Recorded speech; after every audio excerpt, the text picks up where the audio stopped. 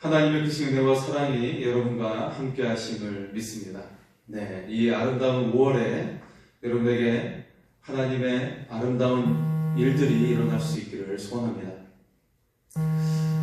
여러분에게 가장 기억에 남는 그런 결혼식이 있다면 어떤 결혼식이 있습니까? 네, 자기 자신의 결혼식일 수도 있고요.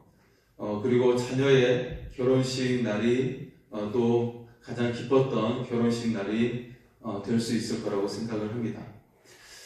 가장 축복된 날이죠. 네, 많은 사람들 앞에서 주인공이 되는 날입니다. 네, 그래서 그날이 정말 오래도록 기억이 남는 날이 될 것이고, 또 그 결혼식의 기억을 통해서 또 평생 함께 살아갈 수 있는 그런 원동력이 되는 그런 날이 되기도 하겠죠.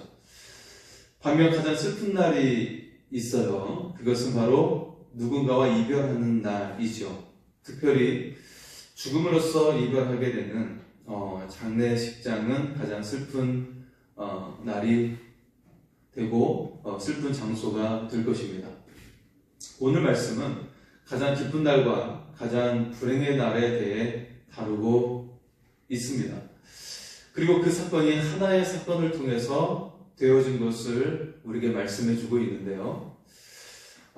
그것은 바로 주님의 재림의 날입니다.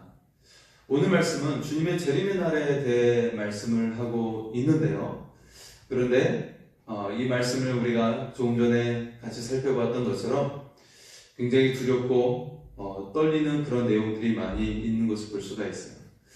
실제로 오늘 말씀은 주님의 그 재림의 날이 시작되면서 이 땅에 큰 공포가 시작이 되는 내용이 주를 이루고 있습니다. 하지만 주님을 믿는 자들에게는 다른 날이 된다는 것을 우리가 말씀을 하고 있는 것이죠. 자, 요한계시록에 대한 말씀이 이제 막바지에 이르게 되었습니다. 이제 주님의 재림이 임하면서 이 세상의 그 모든 일들이 종말로 향하고 있게 되는 것을 우리에게 말씀해주고 있습니다. 자, 요한계시록을 묵상하면서 기억해야 할 두 가지가 있는데요. 첫 번째 기억해야 될 것은 요한계시록이 쓰여진 목적은 우리에게 두려움을 주기 위해 쓰여진 것이 아니라 우리에게 소망을 주는 목적으로 쓰여졌다는 것이죠. 요한계시록은 심판의 내용이 주된 내용을 담고 있기 때문에 요한계시록을 읽다 보면 두려운 마음이 생길 수 있어요. 네, 큰 불이 임하고 또 피가 일어나게 되고 그런 내용들이 있기 때문에 우리에게 때때로 요한계시록을 읽다 보면 두려움을 줄 수도 있겠죠. 하지만 요한계시록에 쓰여진 궁극적인 목적은 주 예수와 주님을 믿는 성도들의 최후의 승리에 대해서 말씀을 하고 있다는 것입니다. 당시 로마의 박해를 받고 있던 주의 성도들에게 강력한 소망을 주기 위해 기록이 되었다는 것이 하늘의 소망으로 승리하라는 것이죠. 그리고 미래에 닥칠 예수님의 그 재림을 통해 그 주님을 통해서, 그 재림의 주님을 통해서 우리가 최후 승리의 주인공이 됨을 우리에게 말씀해 주고 있는 것이죠. 그래서 그 사실을 기억하고 우리에게 강력한 소망 가운데 살라고 말씀을 하고 있는 것입니다. 오늘 우리에게도 동일하게 말씀하고 있어요. 이미 승리하신 예수님을 통해 우리의 삶이 소망이 가득한 삶이 되라고 말씀하고 있다는 것이죠. 자, 그리고 두 번째 기억해야 될 것은 요한계시록에 계시는 당시 로마 시대와 그리고 또한 미래에 살고 있는 우리들에게 동일하게 계시하고 있는 계시의 말씀이다라는 것입니다. 그래서 중의적인 계시를 우리에게 담고 있는 것인데요. 자, 요한계시록에는 거기에 큰 성 바벨론이 자주 등장하는 것을 볼 수가 있어요. 하나님을 대적하는 세력이죠. 자, 이는 당시 로마가 그리스도인들을 핍박했는데 이 그리스도인들을 핍박했던 로마를 상징하고 있는 그런 대상이기도 합니다. 자, 그 시대에 로마가 지배하고 있는 상황에서 하나님의 그 계시를 받았는데 로마가 원수다라고 그렇게 표현할 수 없지 않겠습니까? 그렇게 표현할 수가 없죠.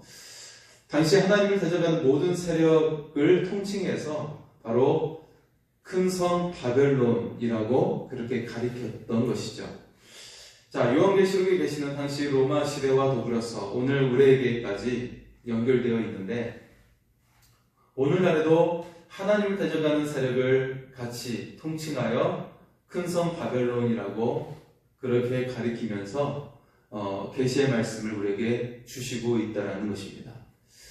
자, 오늘 요한계시록 19장은 주님의 재림에 대해 전하고 있어요. 즉 아직 이루어지지 않은 우리에게 다가올 미래에 대한 그런 계시의 말씀인 것이죠. 19장에 크게 두 종류의 환상이 전개되고 있는데요. 이 두 환상은 하나의 사건과 연결되어 있는, 그래서 두 가지의 상반된 그런 결과로 묘사되고 있는 것을 볼 수가 있습니다. 자, 이 하나의 사건은 곧 예수님의 재림의 사건이죠. 주님을 믿는 그리스도인들에게는 주님의 재림의 날이 혼인잔치가 열리는 기쁨의 날이 되는 것입니다. 반면 믿지 않는 자들에게는 최후의 심판이 임하게 되는 두려움과 공포의 날이 되는 것이죠. 자, 한풀이는 굉장히 장엄하고 그리고 즐겁고 흥겨운 노랫소리가 들려지는 그래서 기쁨이 가득한 잔치를 벌이는 날이 되는 것이고요. 또 다른 부류는 산채로 유황불 붓는 그런 못에 던져지는 공포의 그런 울부짖음이 있는 그런 두려움의 날이 된다라고 말씀하고 있는 것이죠. 자, 두 환상은 미래에 일어날 일이죠. 동시에 오늘을 살아가는 그리스도인들에게 큰 소망과 위로를 주고 있는 그런 말씀인 것입니다. 자, 먼저 우리는 그 첫 번째로 어린 양의 혼인잔치에 대한 말씀입니다. 1절의 말씀입니다. 이일 후에 내가 들으니 하늘의 허다한 무리에 큰 음성 같은 것이 있어 이르되 할렐루야 구원과 영광과 능력이 우리 하나님께 있도다. 사도 요한은 허다한 무리의 큰 음성을 듣게 되는데요. 그 소리는 바로 할렐루야입니다. 자, 여러분, 하나님의 백성이 예배 때 즐거워하며 부르는 그런 노래, 한 단어, 한 목소리가 있는데 그것이 바로 할렐루야, 하나님을 찬양하라 라는 그런 말이 되는 것이죠. 마치 핸델의 메시아의 그런 웅장한 연주를 듣는 그것을 우리가 들을 수가 있어요. 그 마지막 부분이 할렐루야이지 않습니까? 구주의 임재하심을 찬양하는 할렐루야. 저도 이제 연합 찬양단에 선 적이 있었는데요. 거기서 이제 그 핸델의 메시아의 할렐루야 그 마지막 부분을 거기 연합 찬양단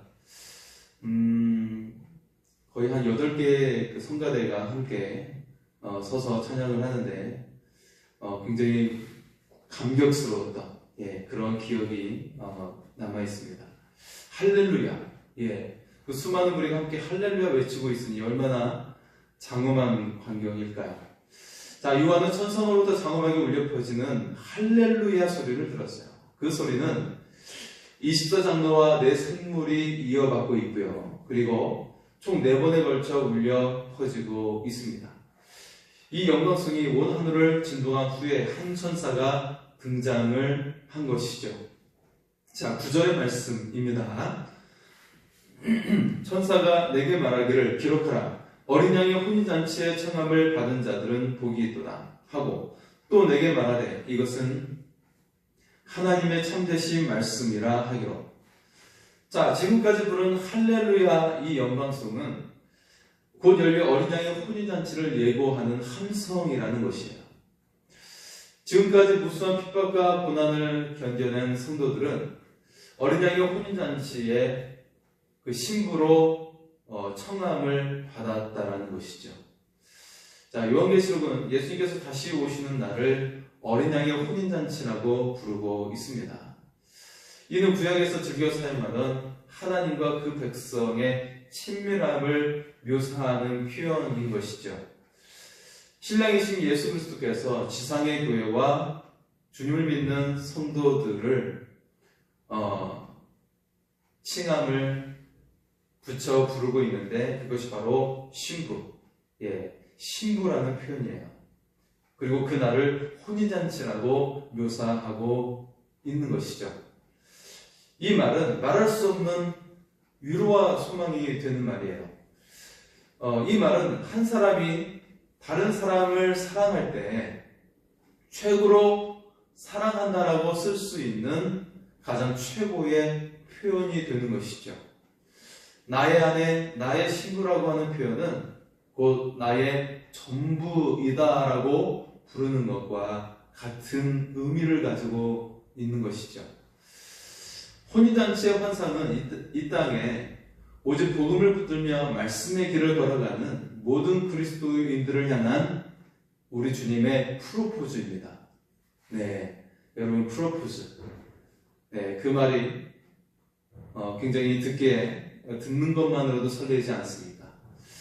자, 사랑하되 끝까지 사랑하겠다라고 하는 또 주님의 마음이 그 속에 담겨져 있는 것이죠. 우리 주님은 우리를 사랑하실 때 끝까지 사랑하셨어요. 그 사랑이 십자가에 달려 죽으시기까지 우리를 끝까지 사랑하셨습니다. 그리고 어느 누구도 여전히 지금도 포기하지 않으시고 끝까지 기다리시고 인내하시며 우리의 구원을 애타게 원하시는, 끝까지 사랑하시는 주 예수 그리스도이심을 믿습니다. 자, 이 프로포즈, 이 주님의 프로포즈를 마다할 사람이 누가 있을까요? 이 프로포즈를 거부하는 것이 얼마나 어리석은 일일까요? 우리는 주님으로부터 사랑받은 자로 선택을 받았어요. 이 사실이 얼마나 감격스럽습니까? 그리고 주님의 초대를 받아 혼인잔치의 주인공이 된 것이죠. 여러분, 결혼식의 주인공은 신랑보다는 신부인 것을 볼 수가 있어요.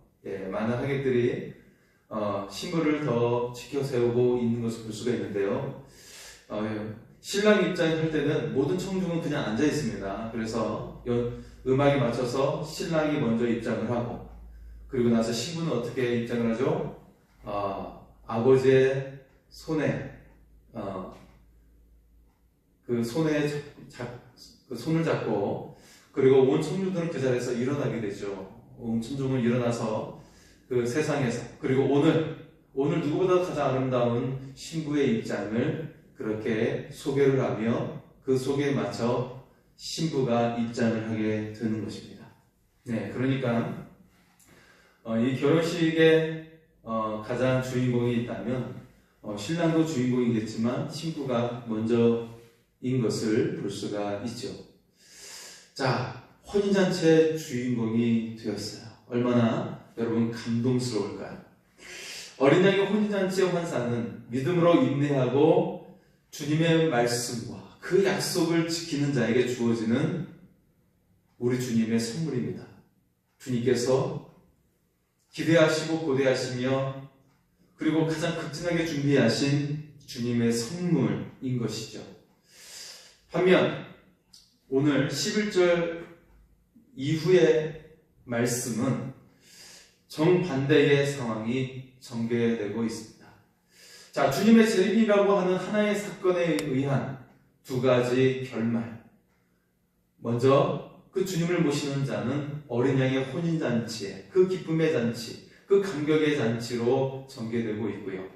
반면에 주님을, 그 사랑을 무시했던, 주님의 프로포즈를 받아들이지 않았던 사람들, 그들에게는 엄청난 공포의 시간이 시작이 된다는 것입니다. 자, 슬픔의 시간이 되는 것이죠. 자, 그래서 두 번째는 백마탄자의 위험이 전개되고 있습니다. 자, 두 번째 환상이 바로 백마탄자에 관한 환상인데요. 곧 악을 소멸하시는 예수 그리스도의 위엄을 보여주고 있습니다. 11절의 말씀입니다. 또 내가 하늘이 열린 것을 보니 보라 백마와 그것을 탄 자가 있으니 그 이름은 충신과 진실이라. 그가 공의로 심판하며 싸우더라. 아멘. 자, 예수 그리스도께서 다시 오실 때 백마를 타고 오신다고 하셨어요. 그런데 이 불꽃 같은 눈과 많은 관을 쓰신 주님께서 백만탄 군대를 이끌고 오신다는 것이죠. 그리고 짐승과 거짓 선지자와 그의 군대와 마지막 전쟁을 벌이신다는 것입니다. 자, 그런데 이 말씀을 우리가 연상해 볼 때 아마도 제2차 세계대전이 끝나는 그 시점, 일본이 패망하고 우리 대한민국의 이제 독립이 이루어지는 해방의 날, 대한 독립 만세라고 외쳤던 그날, 그날을 우리가 상상하면 이 말씀을 좀 더 이해할 수 있을 것이라고 생각합니다. 일본은 두 개의 원자폭탄의 그 투하로 그리고 천황에 즉시 항복하는 그런 선언이 있게 되죠. 그러면서 대한민국은 이제 독립이 선포되어지는 해방의 날이 그날을 맞이하게 되었습니다. 대한민국은 기쁨의 날이지만 일본은 무릎을 꿇고 통곡하는 그런 날이 되었죠. 자, 예수 그리스도께서 다시 오실 때 백마를 타고 오신다는 거예요. 자, 그래서 그 원수들을 그들과 더불어 전쟁을 벌이신다는 것입니다. 자, 그런데 여기에 이상한 점이 있는데 백마 탄 주님께서 전쟁에 사용하는 무기가 일반적인 무기가 아니었다라는 것이죠. 그 속에 우리 주님의 깊은 사랑이 또 담겨져 있는 것을 볼 수가 있습니다. 자, 13절에 보면 주님께서는 피 뿌린 옷을 입었어요. 이는 십자가에서 모든 사람을 위해 흘리신 그리스도의 피가 묻은 옷을 가리키고 있는 것입니다. 자, 그리고 또 다른 하나의 무기는 바로 이것인데요. 자, 15절 상반절을 보면요, 그의 입에서 예대한 검이 나오니 그것으로 만국을 치겠고, 그리고 21절의 말씀입니다. 21절입니다. 그 나머지는 말탄 자의 입으로부터 나오는 검의 죽음에 모든 새가 그들의 살로 배불리더라. 자, 백마 탄 자는 피 뿌린 옷을 입었고요. 그리고 그의 입에서 나오는 검으로 전쟁을 벌이고 계신다는 것입니다. 자, 예수 그리스도께서 백마를 타고 오셔서 심판을 하십니다. 만국을 미혹해 하는 짐승과 거짓 선지자와 그 군대를 심판하시는 것이죠. 그들을 심판하실 때 어떤 칼이나 무기를 들고 와서 승리를 쟁취하지 않으신다는 것입니다. 주님은 결코 세상의 무기나 세상의 방식으로 악을 심판하고 계시지 않으신 것이죠. 백마를 타고 오시는 주님은 자신이 피 흘림으로써 악의 공격을 막고 계십니다. 자신이 적의 칼에 죽음으로써 죽음의 권세를 사랑으로 정복하고 계신다는 것입니다. 이런 정복과 심판이 여러분 어디 있습니까? 예수님은 처음부터 사랑이셨습니다. 주님은 사랑으로 눈이 멀으신 분이셨습니다. 사랑하게 악을 미워하셨죠. 사랑에 실패한 이들의 회복을 기다리셨어요. 사랑하기 때문에 스스로 능력이 있으면서도 악을 악으로 갚지 않으셨습니다. 사랑하게 기꺼이 어린 양처럼 힘없이 죽음의 자리로 가셨어요. 예수님은 마지막까지 사랑의 심판주로 서고 계십니다. 피 뿌린 옷을 입고 그 입에서 나오는 사랑과 용서의 말씀을 검으로 삼아 심판하고 계시는 것이죠. 그 사랑에 항복하면 어린 양의 신부가 되어 그 잔치에 참여하게 되지만 그 사랑을 끝내 거부하면 그 자체로 심판이 되는 것이죠. 그리스도의 사랑이 사랑으로 수용되지 않고 그 사랑이 영향력을 미치지 못하는 곳이 바로 유황불, 그것이기 때문에 그것은 살아있으나 죽은 것이고 죽어도 죽지 못하는 곳이 되는 것입니다. 여러분, 오늘날 사람들이 평안을 누리지 못하는 이유는 그 자체가 지옥이기 때문에 그렇습니다. 오늘날 사람들이 마음이 불편하고 날마다 두려움과 근심 속에 살아가게 되는 것은 그 자체가 지옥이기 때문에 그렇습니다. 주님을 모시는 사람은 주님께서 그 길을 인도해 주시고 그 결말이 예정되어 있기 때문에 그 자체가 천국을 살아가게 되는 것입니다. 물론 최후의 심판은 반드시 있습니다. 종말은 반드시 있습니다. 하지만 여전히 불안과 근심 속에 살아오고 있는 것은 여전히 그 속에 지옥이 깃들어 있어서 지옥을 경험하고 있는 것이죠. 여러분, 오늘도 역사의 시계는 마지막 때를 향해 돌아가고 있습니다. 미래 어느 때일지 모르는 우리는 그 시간을 알지 못하지만 그러나 주님께서는 반드시 어린 양의 혼인잔치를 위해 신랑으로 호련히 임하시게 된다라는 것입니다. 어떤 이들에게는 백마탄자의 위험으로 심판을 받게 되는 것이고요. 그러니 언제든지 주님의 사랑에 우리가 대답을 하고 주님과 항상 함께하는 주의 성도가 될 수 있기를 소원합니다. 우리를 사랑하시고 하늘의 영광을 준비하시는 예수님과 함께 영원히 기쁨과 행복을 누리는 신실한 주의 성도가 될 수 있기를 소원합니다. 주님의 사랑이 여전히 우리를 향하고 계십니다. 그 사랑에 아멘하고 대답하며 주님, 저도 주님을 사랑합니다라고 대답할 수 있는 사랑의 주님께 나아가는 주의 성도가 될 수 있기를 소원합니다. 우리 시간에 좋은 일이 있으리라 찬양하고 함께 기도하시겠습니다. 좋은 일이 있으리라.